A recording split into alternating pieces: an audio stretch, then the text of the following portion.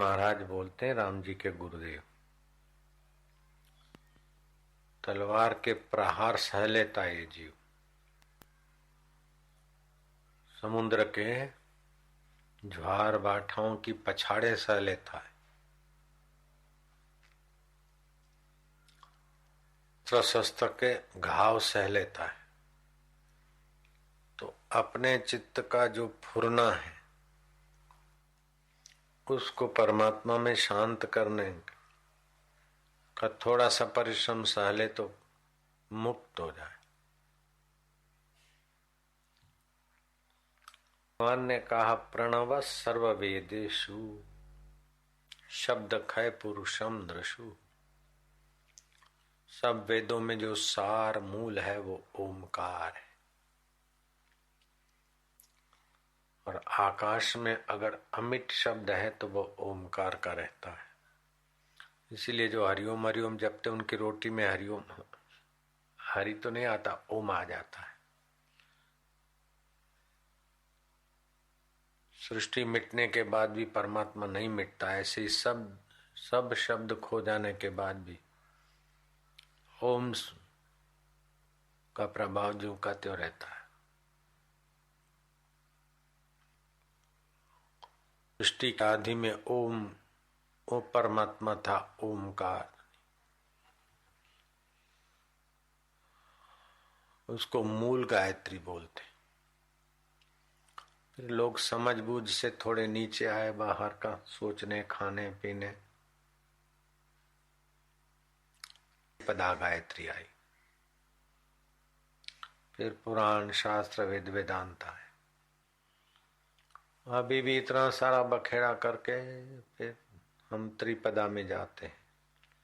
विषय इंद्रियों में, इंद्रिया मन में, और मन बुद्धि में, बुद्धि शांत ओम स्वरूपात्मा। वो मना आत्मा चैतन्य मैं, जो शरीर के पहले था, अभी है, बाद में रहेगा। ओ मना नित्य स्वरूप, दुख नित्य नहीं है, सुख नित्य नहीं, उसको जानने वाला आनंद स्वरूप है, और अपने हृदयाकाश में है, और महाकाश में भी वही व्याप्त सत्ता है, आकाश। ये बहुत ऊंची स्थिति। सुख में सुखी, दुख में दुखी, वो लोहे जैसा है। जो सुख में सुखी और दुख में भी समझता है कि सब स्वप्न है, दुख बीत जाए, दुख में भी सुखी, वो सोने जैसा है। और जो दुख सुख में सम रहता है, ओम, न दुख में दुखी न सुख में सुखी, ओम, वो हीरे जैसा है। और जिसको दुख सुख सब खिलवाड़ है, मिथ्या है, उसकी सत्ता ही नहीं है, हमारी चेतना से ही दिखता है, वो राजाओं का राजा है। राजा के अधीन कई हीरे जवाहरात, ऐसे कई सृष्टियां जिस आत्मा ओम स्वरूप में पैदा हो के मर जाती, मैं वह आत्म व्यापक ब्रह्म। मिल गया, लेकिन समय अपना बर्बाद क्यों करेंगे हम अमेरिका नहीं जाएंगे। हमको तो अमेरिका, यूरोप, विश्व जिससे पैदा होता है उसी आत्मा में जाना है, पक्का इरादा करना। भगवान बोलते हैं, भट दृढ़ व्रता, दृढ़ व्रति, कभी इधर कभी उधर कभी उधर, कुछ श्रद्धा, कुछ दुष्टता, कुछ संशय, कुछ ज्ञान। घर का राहन घाट का जूं धोबी का स्वान। धोबी का स्वान मतलब डॉग, धोबी का कुत्ता। वीजा मिल गई, जरा घूम के आऊं, जरा मजा लेके आऊं। पापा ने बुलाया है, मामा ने बुलाया है, बेटे ने बुलाया है, लेकिन परमेश्वर बुला रहा है सदियों से। उधर गया, थोड़ा यूरोप घूम के आऊं, थोड़ा इधर करके आऊं, थोड़ा उधर जाके आऊं, भटक जाएगा। पहले ईश्वर में जाओ ठीक से, फिर आप जहां जाओगे वहां तीर्थ बन जाएगा। जहां जाओगे वहां मंगलमय हो जाएगा। मंगलानाम अपि मंगलम, मंगलों का भी मंगल हो जाएगा। आप जिस ईंट पे पैर रखेंगे वो ईंट पवित्र हो जाएगी। तो आप लेंगे महंता महात्मता भूल गए, सुख के लिए बाहर जा रहे। साधारण आदमी इस प्रकार का जप करे 15 मिनट, प्राणायाम बताते वो करके 15 मिनट जप करे। थोड़े दिनों में शरीर के रोग, पाप ताप क्षीण होने लगेंगे, भाग्य की रेखाएं बदलने लगेगी। 15 मिनट जप करे और फिर प्रणव का जप करे। 15 मिनट दीर्घ प्लूत जपे। तो 1 साल के अंदर ईश्वर प्राप्ति हो जाती। नीच कर्मों का त्याग करते और ईश्वर प्राप्ति का उद्देश्य बना दे। हल्के वाइब्रेशन में जाके ईश्वर साक्षात्कार के रास्ते से नीचे नहीं गिरना। पहले ईश्वर प्राप्ति हो जाए, फिर कहीं भी जाएंगे आएंगे कोई बात नहीं। एक बार लोहा सोना बन जाए, फिर उसको चाहे तुम विषय विलासी वातावरण की गटर में डाल दो, उसको जंग नहीं लगेगा। एक बार ईश्वर प्राप्ति की भूख जगा दो। एक बार मन को परमात्मा के रहस्य का, परमात्मा के सुख का, परमात्मा के आनंद का, परमात्मा के माधुर्य का और परमात्मा की सत्ता का थोड़ा अनुभव कर लेने दो। जैसे एक बार शराब का चस्का लग जाता है, फिर अपने पैसे लगा के भी लोग पीते। पान मसाले का चस्का लग जाता है, फिर लोग अपनी तबाही स्वीकार करके भी खाते। ऐसे एक बार परमात्मा का चस्का मन को ठीक से लग जाए, फिर हल्की संगति से बचते बचते परमात्मा को पालो, बस पालो, फिर कोई बात नहीं। फिर आपको हम नहीं बोलेंगे कि आप ऐसा करो वैसा करो, फिर तो आपका मन उस सुख से नीचे आना पसंद ही नहीं करेगा। इधर उधर की बात करोगे, फिर चटाक से उसी सुख स्वरूप में चले जाओगे। जैसे काम धंधा करते फिर भी चटाक से पान मसाले में, शराबी इधर उधर करके चटाक से शराब में, लोभी इधर उधर बात करके चटाक से कमाई में। ऐसे ही एक बार भगवत सुख मिल जाए तो आपका मन चटाक से आत्मा परमात्मा में आ जाएगा।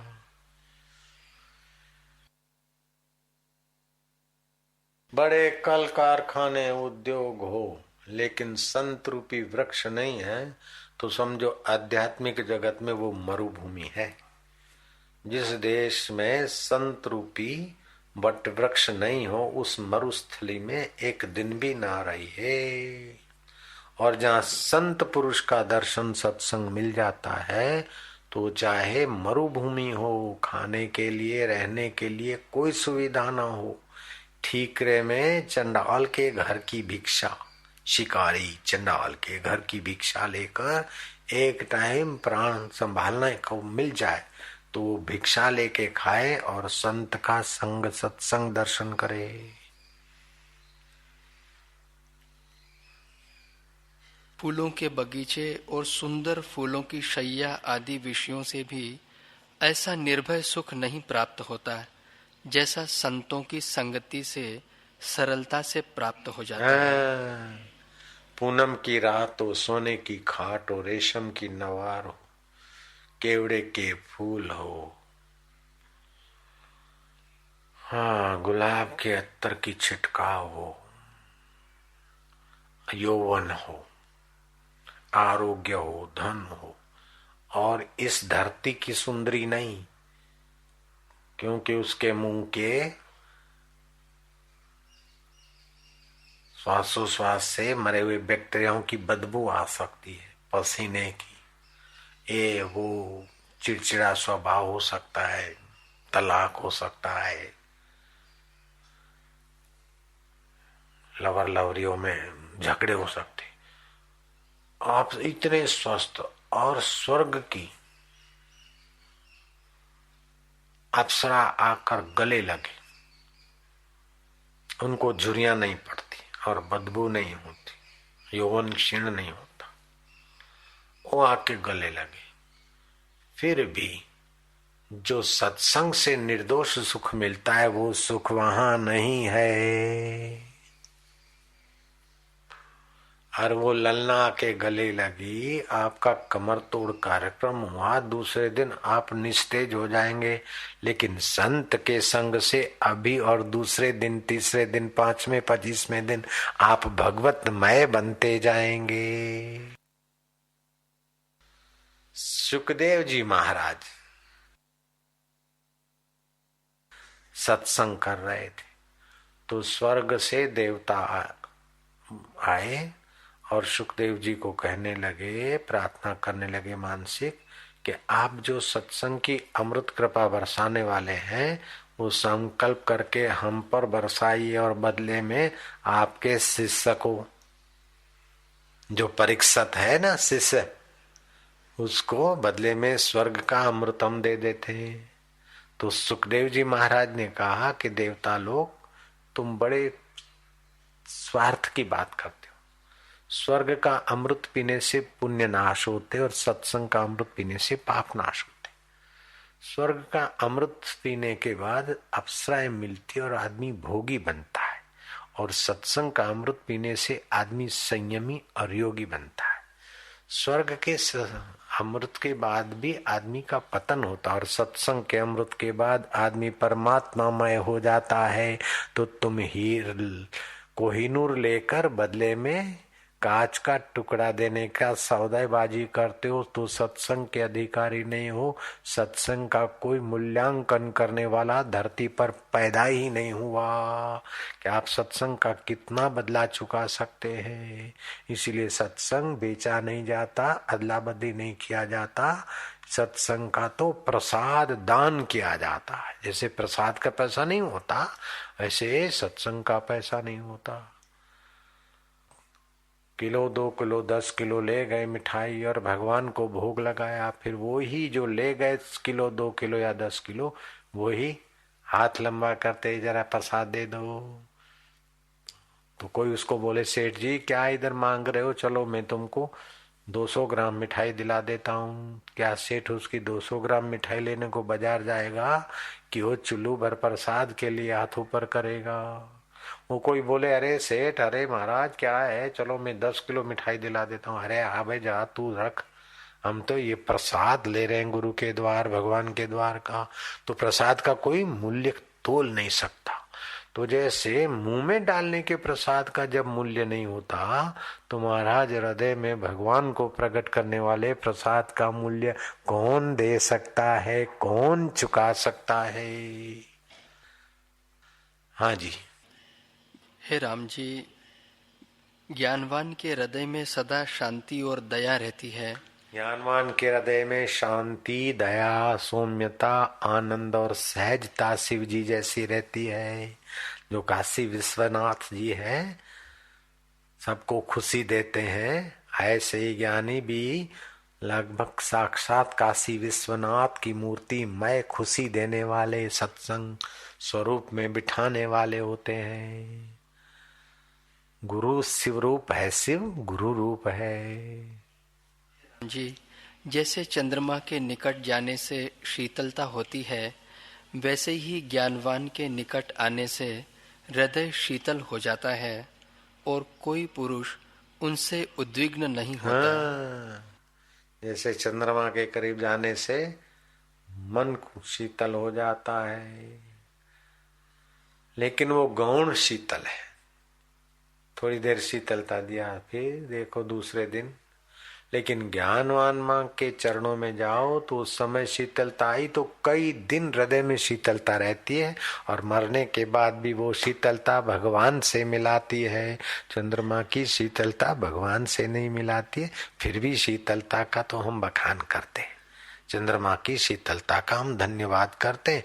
लेकिन सत्संग के द्वारा सदगुरु के चरणों में जो शीतलता मिलती है उसका तो कोई जवाब ही नहीं है, कोई उसका तोल मोल ही नहीं कर सकता है।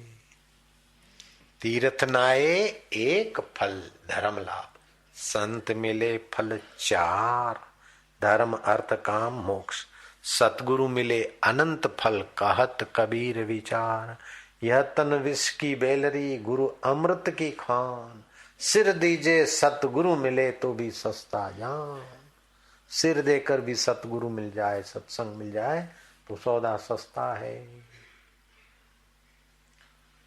जो जाने सत्संग प्रभाव, लोक न भेद न आन उपाऊ। सत्संग का ये बड़ा भारी प्रभाव, लोक में वेद में और कोई इतना दुख नाशक और सुख प्राप्ति करते करते ईश्वर से मिलाने का और कोई इतना तीव्र और सलामत मार्ग नहीं है जो ब्रह्मज्ञानी गुरु के सत्संग से मार्ग मिलता है।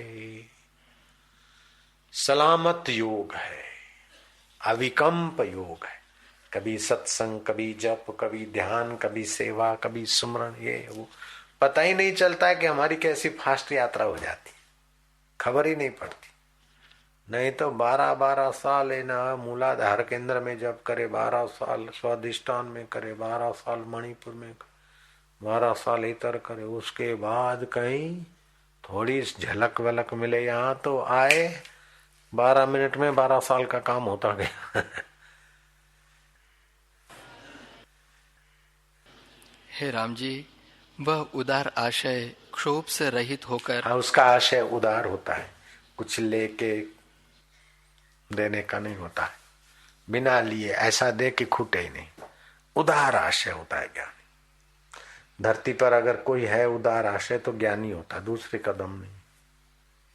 दूसरा तो करेगा चलो इसका अच्छा कर्म करे, अपना यश होगा, भगवान राजी होगा, मेरे को स्वर्ग मिलेगा। ज्ञानी को स्वर्ग की ऐसी तैसी, भगवान से क्या लेना है हम।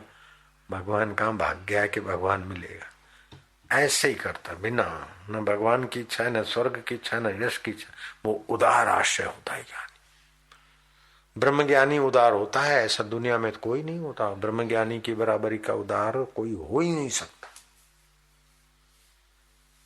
कोई लाख रुपया रोज लुटाए, 10 लाख रोज लुटाए, सब कुछ लुटा के भिक्षा मांग के खाता हो, फिर भी इतना उदार नहीं जितना ज्ञानी उदार होता है।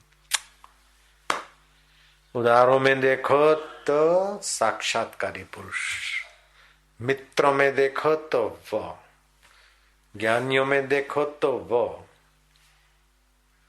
राजाओं में देखो तो ब्रह्मज्ञानी का राज्य हो तो क्या कहना। राम जी ब्रह्मज्ञानी थे, कैसा राज था, जनक राजा। विद्वानों में देखो तो वशिष्ठ जी महाराज का अभी चल रहा है। ज्ञानी जो भी करेगा, क्योंकि पूरा है ना, पूरे को पाए तो जो करेगा वो पूरा टनाटन। इसलिए हम कहते हैं कि पहले ब्रह्म ज्ञान पालो, फिर धंधा करो, जो करना है, शादी वाले शादी करो, बेटे वाले बेटे करो, युद्ध करना है बॉर्डर पे तो युद्ध करो, लेकिन एक बार अपने को भगवान के साक्षात्कार के जो जन्म मिला है वो काम कर लो। आपको साक्षात्कार करने के लिए जन्म मिला है, असली काम करने के लिए आए, वो असली काम कर लो। फिर ये नकली काम भले तुम जितना चाहिए उसे 10 गुना करोगे। अभी हमारी मौज आ जाए ना तो हम शक्कर का बिजनेस कर सकते, पहले जो करा था ना उससे 1000 गुना कर सकते भी, आ जाए मौज तो। हाँ, पहले जितनी मेहनत पड़ती थी उसका 100 ऐसा मेहनत नहीं, और हम शक्कर का बिजनेस कर सकते यहाँ बैठे बैठे। क्या ख्याल है? हाँ, अब नहीं है जरूरत, गुड़ का कर सकते। साक्षात्कार के पहले तो शक्कर के बिजनेस में दम निकल जाता था, अभी तो दम निकाल दे बिजनेस का ही। शक्कर मार्केट में अगर हम आ जाए, अगर मैदान में हम डट जाए तो मुश्किल है पीछे हट जाए। हाँ, शक्कर नहीं बोलना, शक्कर का मैं।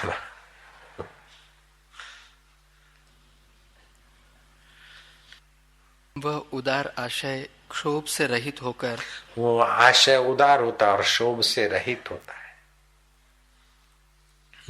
राम जी, वह उदार शुद्ध आशय होते हुए भी बाहर से कोई गड़बड़ हो तो शुद्ध भी हो जाएगा, लेकिन जैसे रंगमंच पे लंकापति रावण और हनुमान जी वो राम बन के तीर मारेगा,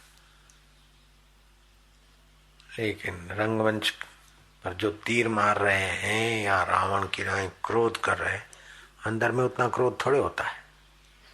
ऐसे ही ज्ञानी का व्यवहार ऐसे।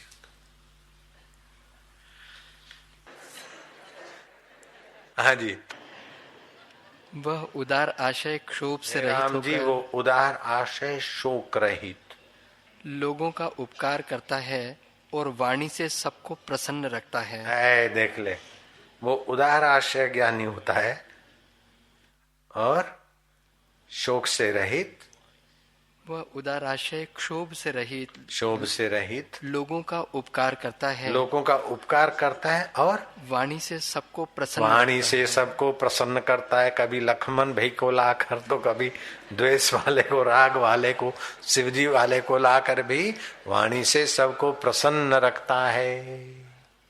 उदार आशय है, शोभ रहित है, मुक्तता, सौम्यता, सरलता और भगवत सत्ता के साथ एकाकार करने के लिए क्या क्या खेल खेलता है वो ज्ञानी। न दिल में द्वेष धारे थो, न कह सारी स आ उन जी, न कहे दुनिया जी हालत जो, करे फरियाद थो ज्ञानी।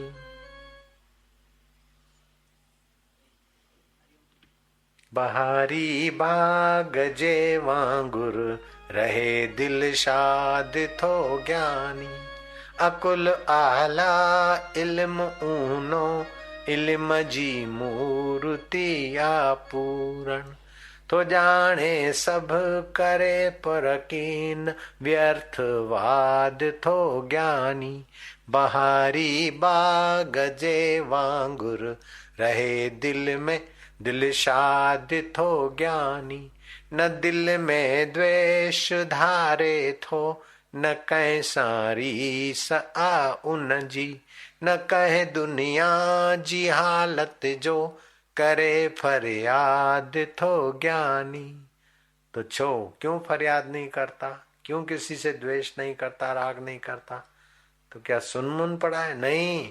बहारी बाग जे, जैसे बाघ बाहर अपने आप में ही लहराता है, ऐसे ही ज्ञानी अपने आत्मज्ञान में मस्त लहराता है। फरियाद क्यों करे और द्वेष क्यों करे, वासना क्यों करे और राग क्यों करे, शोक क्यों करे, लोभ क्यों करे, भय क्यों करे?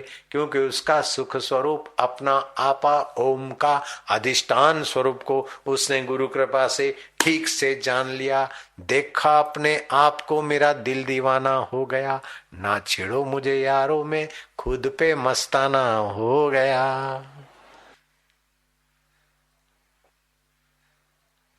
हे राम जी, ज्ञानवान भोक्ता में भोक्ता, मूर्खों में मूर्खवत, बालकों में बालकवत, वृद्धों में वृद्धवत और धैर्यवानों में धैर्यवान। और ब्रह्मज्ञानी बालक के साथ बालक जैसा, विनोदियों के साथ विनोद, धीर गंभीरों के साथ धीर गंभीर, विद्वानों के साथ विद्वान, और बहुरानियों के बीच बड़ा सासू बन जाएगा, रसोइयों के साथ बड़ा आवाज है, मूर्खों के साथ ऐसे ही लगेगा, राजनेताओं के साथ राजनीति का आइडिया ऐसी देगा कि वो भी खुश, छक्का लग जाएगा। फिर भी अंदर से समझेगा कि ये सब स्वप्न है, जिससे होता है वो चिदघन ओम स्वरूप आत्मा अपना है। बस सरल है, साक्षात्कार करना कठिन नहीं है। जो 120 मालाएं रोज करते, नीच कर्म नहीं करते और ईश्वर को ही चाहते, उनके लिए तो हंसते खेलते प्रभु प्राप्ति हो जाती है। हे राम जी, वह पुरुष मुक्ति रूप परमेश्वर हो जाता है। हाँ, वो मुक्ति देने वाला परमेश्वर हो जाता है। हे राम जी, वह सबको आनंदवान करता है। वो ज्ञानी सबको आनंदवान करता है, ज्ञानवान करता है, जपवान करता है, बोधवान करता है, तेजवान करता है, भगवतवान करता है। ज्ञानी का संग मरुभूमि का ठीकरे में भिक्षा लेके खाना पड़े तो खाना, लेकिन संत का संग का त्याग नहीं करना चाहिए जब तक साक्षात्कार नहीं होता। हे राम जी, उसका चित्त सब ओर से पूर्ण हो जाता है और वह सबको पवित्र करने वाला हो जाता है। उसका चित्त ओम के अर्थ स्वरूप को समझ के पूर्ण हो जाता है और सबको पवित्र करने वाला हो जाता है। यानी कि नजर पवित्र, वाणी पवित्र, व्यवहार पवित्र, आशय पवित्र, चित्त पवित्र, बुद्धि पवित्र। आप शक्कर के जो खिलौने बनाओ वो सभी मीठे मीठे होंगे। शक्कर का हाथी और उस पर बैठा हुआ राजा, मुंडी मरोड़ के मुंह में डालो तो स्वाद आएगा खांड का। शक्कर का हाथी और उसकी सूंड को चक मार लो तो स्वाद आएगा खांड। शक्कर के हाथी की पूंछ तोड़ के जरा चख लो तो स्वाद आएगा खांड का। और शक्कर के हाथी के पैर को जरा चक मारो तो मुंह में आएगी शक्कर ही शक्कर। मधुर मधुर रूपम मधुरम, बंसी मधुरम, निपुरम मधुरम, मुकुटम मधुरम, नृत्यम मधुरम, गानम मधुरम, मधुरादे पते मधुरम मधुरम, अखिलम मधुरम, निखिलम मधुरम, वाद्यम मधुरम, गाज्यम मधुरम, गोपम मधुरम, लीला मधुरम, मधुरादे पते मधुरम मधुरम। सब मधुर मधुर हो जाता। हे राम जी, जैसी शीतलता निर्वासनिक पुरुष के संग से होती है, तैसी और किसी भी उपाय से नहीं होती है। ऐसा सुख निर्वासनिक ज्ञानवान के संग से प्राप्त होता है। स्वर्ग में भी ऐसा सुख नहीं मिलता और स्त्रियों के स्पर्श से भी सुख नहीं मिलता। ऐसा वो तो पता है, स्त्रियों के स्पर्श से क्या मिलता है शादी वालों को पता है। पुरुषों के स्पर्श से क्या सुख मिलता है शादी वालों को पता है। स्त्री के संग से क्या मिलता है पता है। और सत्संग से कौन सा निर्दोष सुख मिलता है वो भी पता है। अब मर्जी तुम्हारी बात है। मेरे गुरुदेव बोलते थे कि संसार का सुख क्या है, हस्ती धारे गर्भ को तजंती रोदत्ती सोए। मेरे साईं बोलते थे। वो तो बेचारी माइयों को पता है स्वभाव। तो कैसे जन्म होता है, तो बच्चे को जन्म देते समय कैसी पीड़ा होती हो तो माइया जानती, उसे दुगनी बच्चे को होती। लेकिन वो वात्सल्य भरा है कि इतनी पीड़ा के बाद ऐसी कौन सी चीज है जो फिर बच्चा प्यारा लगता है। जो आते ही इतना दुख दिया फिर भी प्यारा लगता है, तो ये वात्सल्य भरने वाले की कैसी कला है। नहीं तो आते ही तो इतना रुलाया बेचारी को। हे राम जी, जैसे माता की पुत्र पर दया और ममता होती है, वैसे ही ज्ञानवान की सब पर दया रहती है। जितने लोग भी दयालु दिखते हैं, वे सब ज्ञान के प्रसाद से ही दया करते हैं। जितने भी धरती पे दयालु दिखते हैं वो अंतर्यामी ईश्वर के ज्ञान के प्रसाद से ही दया करते हैं। वही अंतर्यामी ईश्वर का स्वाभाविक स्वभाव, और उसी से दया, प्रेरणा, ज्ञान। दया का स्थान ज्ञानवान ही है और ज्ञानवान सबका हृदय है। ज्ञानवान सबका हृदय है। एक शरीर में दिखते हुए भी सबके हृदय में एकाकार हो बैठा है। हे राम जी, ज्ञानवान सर्वदा नमस्कार करने और पूजने योग्य है। यानी सदा नमस्कार करने और पूजने योग्य है। जिसका बड़ा उपकार है।